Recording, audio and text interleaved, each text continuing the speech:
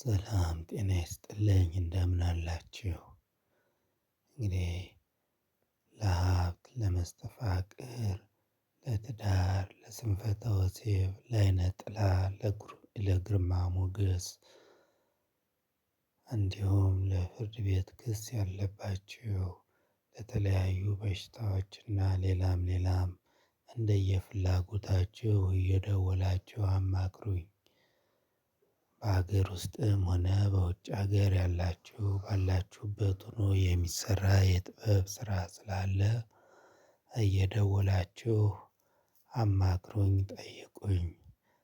እኔ መርጌታ ሃይማኖት መንግስቱ የባህል ሀኪምና የባህል መድሃኒት ቀማሚ ስሆን አድራሻዬ ፓዊ መተከል እገኛለሁ።